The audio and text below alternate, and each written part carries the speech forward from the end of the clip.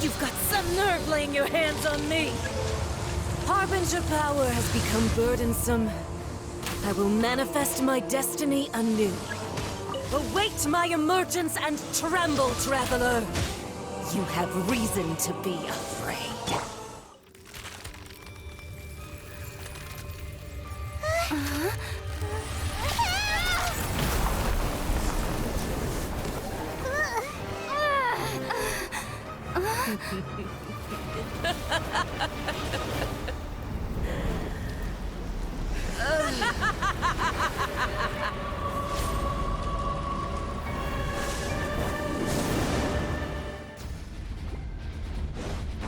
Pale flame, lay waste to frozen shell and witness my suffering. In fires of sin and retribution, your soul will be incinerated!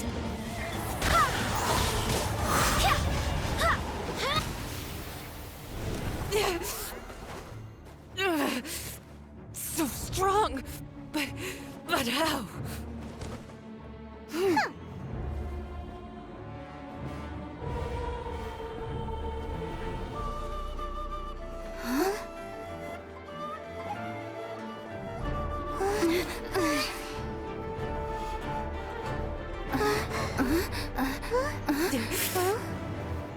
I am a Snezhnayan diplomat. You know what happens if you lay a finger on me. I swear, if you strike me, I will make sure... The Fatui will make sure that your precious Inazuma... Stop! I order you! And you! Filthy rats! All of you!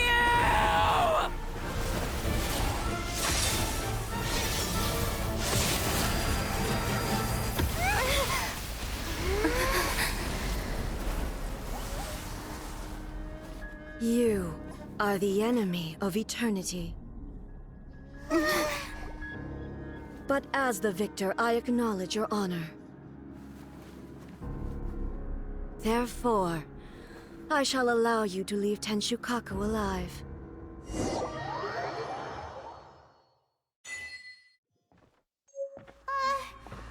Raiden Shogun isn't gonna let us off just like that, right?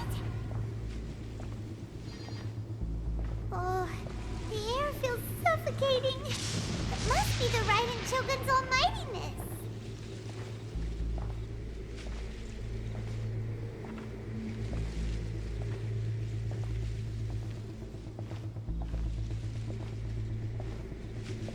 One strike from the Shogun and now Senor is gone!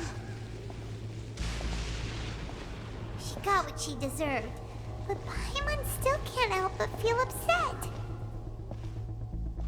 Why are they doing it? Why are the Harbingers collecting all the no-seeds? Huh? Traveler, you got a headache? Chin up! Let's get out of this place. Paimon feels... unsettled.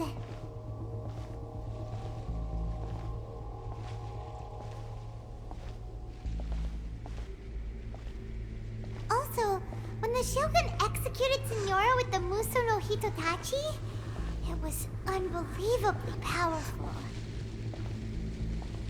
It seems impossible to defend against. And if so, we've got no hope whatsoever of defeating her in combat.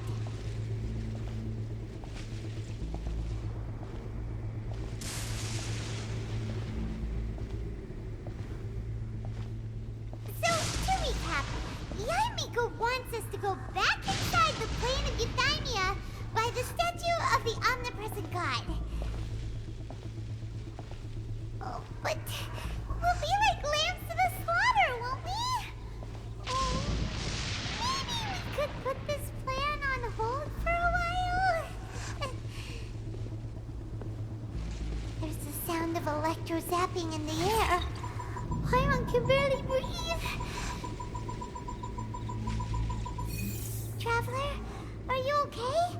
You're so silent.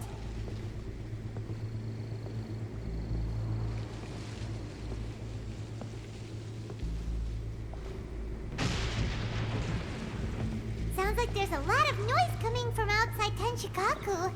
Has a fight broken out or something?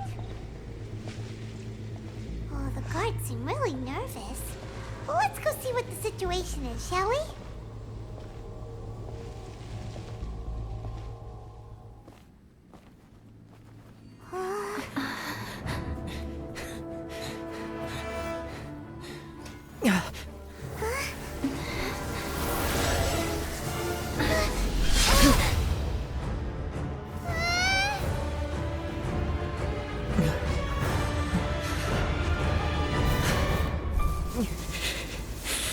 There will always be those who dare to brave the lightning's glow.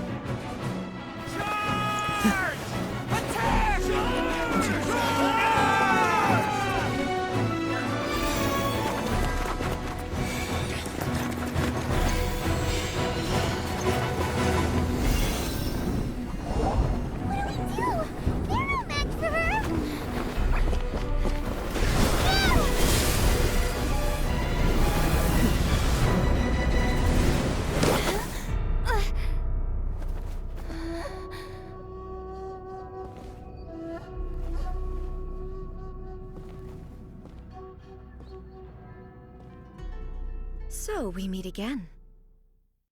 Indulge my curiosity. What is the reason that I find you standing here before me once again?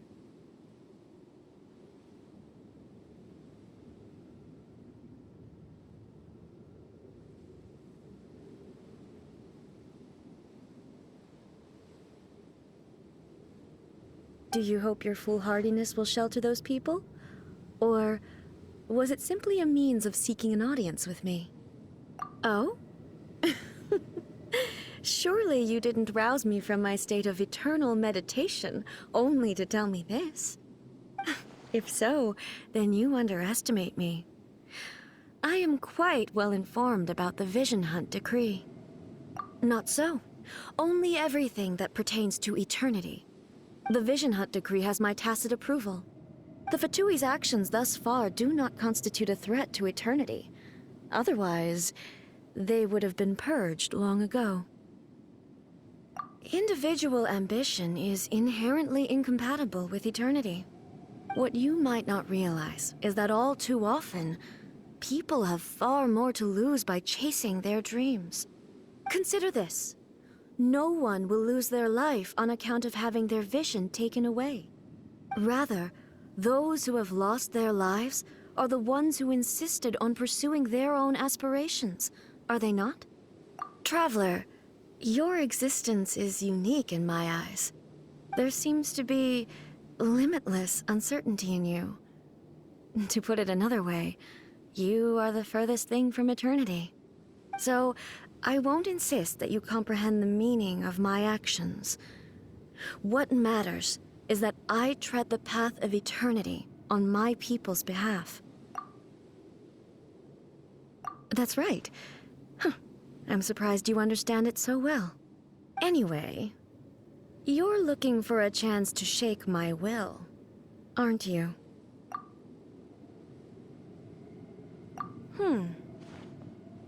So be it. Well then, you who would defy eternity, time for you to enlighten me.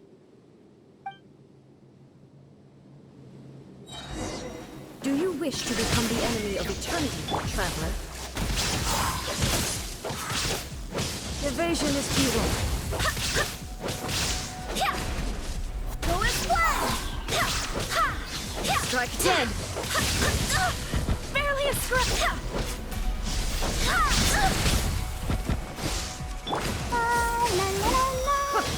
Let's dance. We're way behind schedule. Strike dead!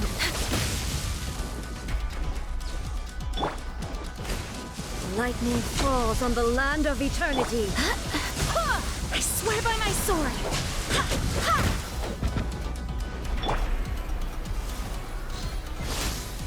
You are an enemy that This is requires long special overdue. attention.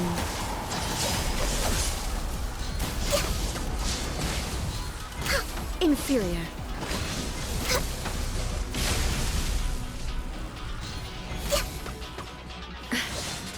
I can fix this. Inferior. There is no escape! Now you shall perish! This ends now.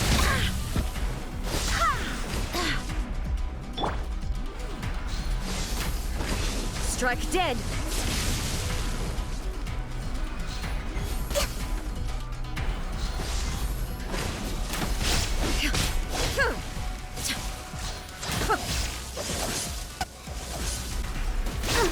Instabilities will be removed.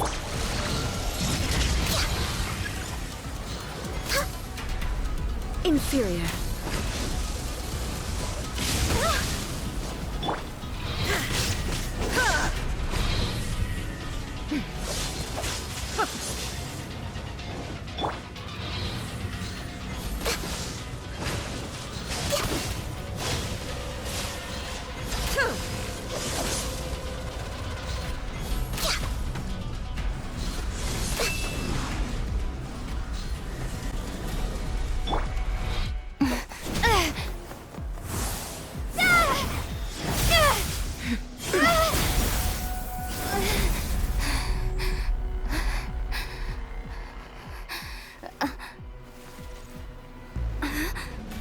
Dear me, aren't you cutting it rather close? Miko, this was your doing? Now. Don't forget who taught you how to place your consciousness in objects. Surely you don't think your ambition alone is enough to shake A's will, do you? Though you alone are here, they too have ambitions, which they long since entrusted to you.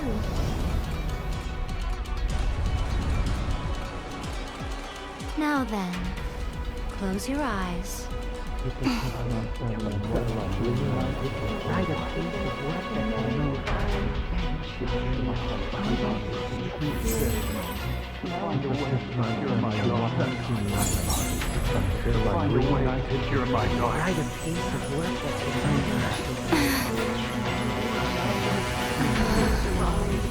hope we can abolish the Vision Hunt Decree.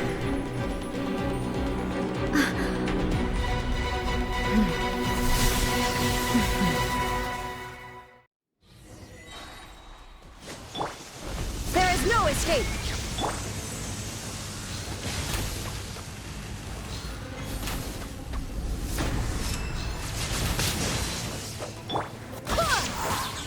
Your verdict is decided. Illusion shattered! Inazuma shines eternal! Severed! Born of ice and frost!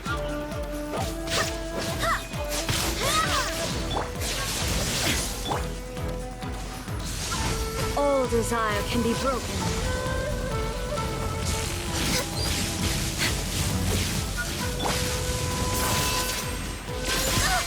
Barely a scratch!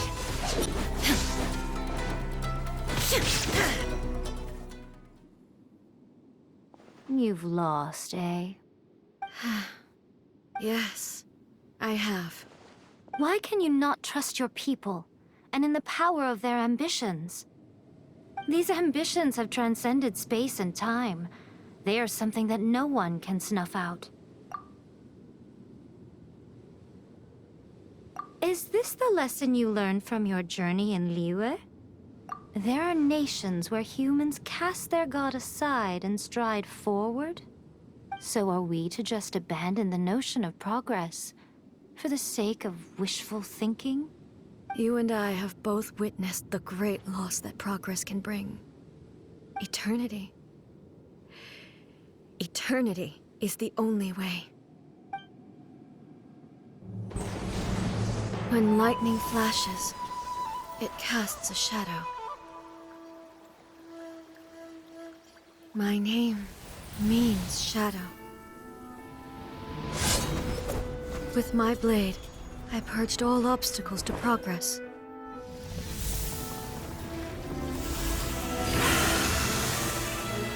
And yet, something was lost with each step forward. In the end, I even lost her. The tales are still retold in the shade of every Thunder Sakura. But the wounds left on our nation by that terrible loss still ache. Never stop searching, even if only for a brief flash of light. If nothing else, we have the present moment. She said that once. But I've seen a nation stride forward and lose everything to the heavenly principles. Perhaps only if time stands still will the lightning's glow never fade. The present moment is a fragile illusion. Only eternity can bring us closer to the heavenly principles. I am no longer the shadow. Mine is the most supreme and noble form. Let power over the realm be vested within me. In this form shall I honor my subjects' dream, for a land of eternity, unchanging forevermore. The heavenly principles. Irrelevant nonsense as far as I'm concerned. When all's said and done, all you really want is to protect your beloved Inazuma forever and ever. Isn't that right? That would be something of an oversimplification. But is this nation worth existing for eternity? Stripped of ambitions, stripped of the potential for change, it does nothing more than simply exist. It is a hollow shell of a nation. I wonder what loss would it really be to anyone if such a nation were destroyed? Miko, retract your words. Never changing eternity is the promise I made to my people. But what your people need from you is not your promises. They want your attention. Your divine gaze. You mean visions? Humans have a lifespan of barely 100 years. They cannot afford to bear any extra losses. But I have experienced it all. That is why I have chosen to guide them along the correct path toward eternity.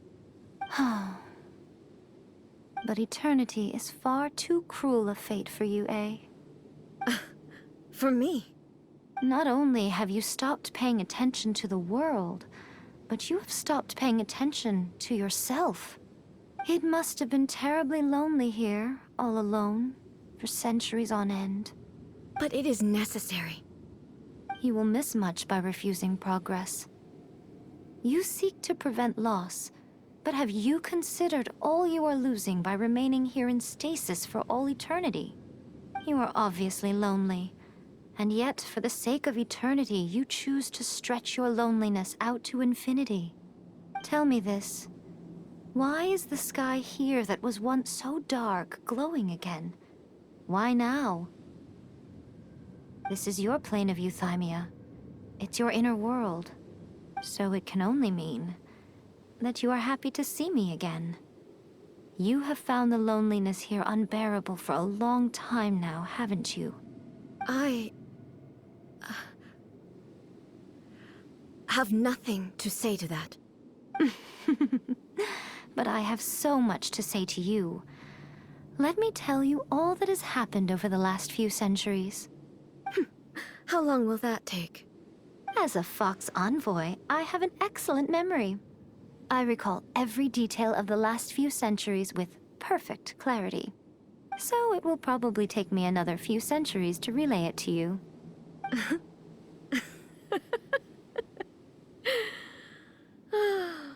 Miko, I never thought I would have the chance to meet with you like this again. Seeing you again is a change to eternity. And a very nice surprise. Since you are willing to admit that, I suppose that means we can still be friends? What a childish conversation this is. Anyway, now that I have been defeated by you and your plan, I will honor your wish to abolish the Vision Hunt Decree. But, with regards to eternity, and the question of whether this nation should move forward, I need time to give it some thought. You are the one who's been acting like a child from the very beginning.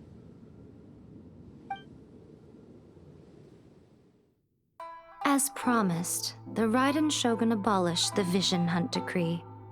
Finally, her people's wishes penetrated her locked heart. Beyond the plane of Euthymia, she saw what eternity means in the eyes of the world. When one's fervent ambition burns brightly, the gods will cast their gaze upon you.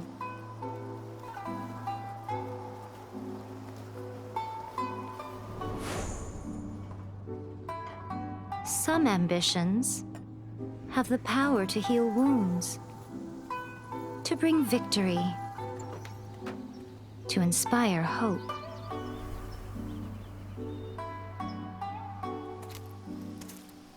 But some ambitions outlive their masters long after the soul ascends. They remain as they were in the beginning.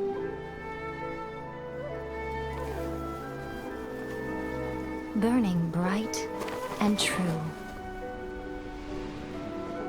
for all eternity.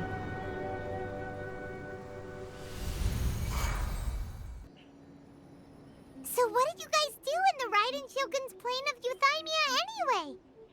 Is the Vision Hunt Decree abolished? Oh, gotcha. Paimon was super worried, you know. So, maybe the reason Yaimiko is looking for us now is because she wants to thank us. Let's go find her. Why, hello, if it isn't the triumphant traveler. And why might you be visiting the shrine? A sign of piety, perhaps? You literally told us to come meet you here. I was just joking. I've been waiting for you. Seems like someone's in a pretty good mood. Mm-hmm. Catching up with an old friend I hadn't seen in years was truly delightful. By the way, I heard that you had a duel before the throne, with a Fatui Harbinger no less. Courageous and astute. I must say, I am most impressed. Defeating Signora head-on in a duel means that your strength exceeds my expectations. Still, you did end up victorious. I gather congratulations are in order. It sure feels good to finally thwart the Fatui plan for once. They caused plenty of trouble along the way, but at the very least, they didn't get their hands on another Gnosis. Wait a second. Did you say Gnosis? As in, the little thing that looks something like a chess piece? Yep, that's the one. You've seen one too? Gnosis belong to the Seven. They're what keep them connected to Celestia. Oh. What's wrong? I handed that over. You did what now? Well, how else was I supposed to save your skin from the Balladeer exactly? The Balladeer is number 6 of the Fatui Harbingers. In terms of strength, he is superior to Signora. I'm not the kind of person who risks life and limb for any old reason. You did... for once, Paimon just does not know what to say. After A created her puppet vessel, she no longer had anywhere to put it.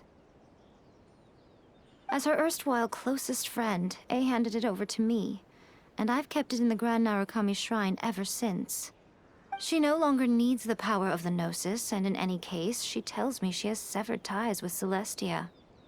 Thus, the Gnosis became not only useless, but also a potential source of conflict. Is that not a good bargain, exchanging it for the one at the core of the plan? Judging by the results, at least, I dare say I struck a good deal. When you put it like that, Paimon has to agree. The Traveler is worth more than a Gnosis. Well, what's done is done. And Paimon heartily thinks we'll be getting it back now. Let's leave the past in the past. So anyway, you still haven't told us why you called us here today. It's to thank you. Really? You intend to travel all over Teyvat, and the time has come for the Inazuma leg of your trip to come to an end, has it not? As a mark of my gratitude, I will answer any questions you may have about the road ahead or the events of the past. What would you like to know about?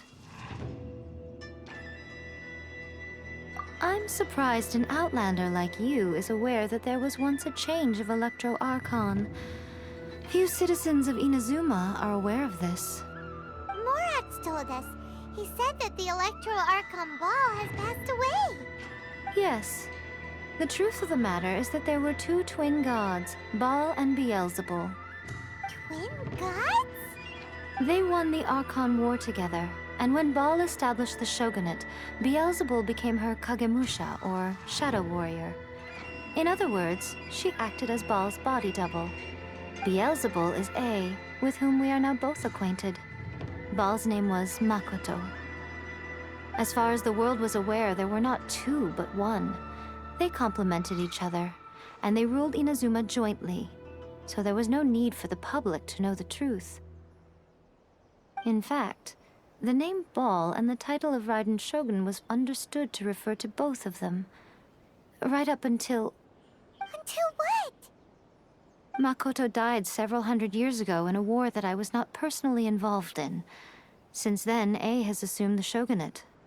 Losing her sister must have been super hard on A. That was when A began to change. Makoto was her greatest loss. Paimon feels like she understands A a lot better now after finding that out. So what kind of god was Makoto? I didn't spend a great deal of time with her, but my impression was she was a gentle god, who in each moment cherished the beauty of what was before her. Wow. That puppet was built with technology that has been lost to time. Perhaps she, as a god, is the only one privy to the knowledge of its origins. Still, there's one other thing on this topic that I suspect you may be curious to know. Before A began modifying her own godly form, she took it upon herself to create a prototype puppet. So, you mean there are 3 Raiden Shoguns? No. The prototype was merely a proof of concept. Its appearance and intellect were not based on A. It was a test. The original plan was for A to simply discard it. But perhaps A thought this to be too cruel, because in the end she chose only to seal the power within it. Later, this puppet wandered Inazuma as an ordinary human male with his own consciousness, until the Fatui took an interest in him. Ugh, not the Fatui. Some eccentric geniuses in the ranks of the Fatui made adjustments to the prototype, not only unsealing his power, but very likely rendering him even more formidable than his original specifications. The object of divine creation is now the one who has taken possession of the Gnosis, and the prototype puppet is now known as the Balladeer. What a crazy story! It is, isn't it? Who can say whether it's coincidence or destiny? Sorry, I haven't a clue. I'm also unfamiliar with the god you describe. But if you still have doubts about A, I would say they are misplaced. Not only does she not fit your description, but she voluntarily gave up her gnosis long ago, severing her ties with Celestia in the process. That's good to hear. Otherwise, given that I'm her familiar, it could have made our relationship rather awkward, don't you think? Don't worry, we aren't looking to pick a fight with you. I wish you the best of luck. May you soon discover the truth behind it all. As for your brother's whereabouts, I will use all the resources at my disposal to investigate it, and I will also borrow some of Ayato's people from the Shiumatsuban. I'll let you know if I find out anything. Consider it part of my means of thanking you. After leaving Inazuma, I think it would be easiest for you to go to Sumeru. Ooh, Sumeru! We've run into loads of scholars from there on our journey so far. Yes, well, Sumeru is the land of the god of wisdom, where the quest for wisdom and knowledge is never-ending. But their obsession gives rise to some truly inexplicable things. For example, in Sumeru, knowledge is holistically managed as a resource. Knowledge is a resource? Yes. I don't know whether it was the sages or Lesser Lord Kusanali who came up with the idea. Lesser Lord Kusanali? That's a cute name. Oh, you haven't heard. Lesser Lord Kusanali is the deity in whom the people of Sumeru place their faith. It's their chosen term of endearment for her. I'm sure you must have some things to discuss with her too. I wish you all the best. Are you sure? Okay then. Oh, Traveler. Do you still have the omamori I gave you? Keep it safe. Is that all you intend to do with it? There was me thinking that you might hang it around your neck to show off to the world, telling everyone who inquired that it was given to you by none other than Yae Miko, the wise and beautiful. Who in their right mind would do that? Okay, I'll stop. Now, a question for you. Traveler, what is your ambition? I see. But that is merely a small goal, based on what preoccupies you here and now. Your ambition should be something that transcends the world below and the starry sky above. Something that shines in unison with fate itself. Perhaps the reason you do not possess a vision is that such an ambition has yet to be engendered within you. It's a possibility. Continue on your journey, and maybe that moment will come to pass. Good morning. Even such a trivial interaction fills me with motivation. Amazing. Oh, it's you. Perhaps you have come just to see me? It's much livelier here than the plane of pure silence and tranquility that I'm used to. No, not at all. Clamor and commotion are strictly external. My inner being shall remain tranquil as ever. Such lively activities stand in direct contrast to the notion of eternity. I'm afraid I'll have to consider it further. Will you remain here a while longer? With you by my side, though our mouths stay silent, my heart is at peace. Your companionship. This is one change that I shall not contest.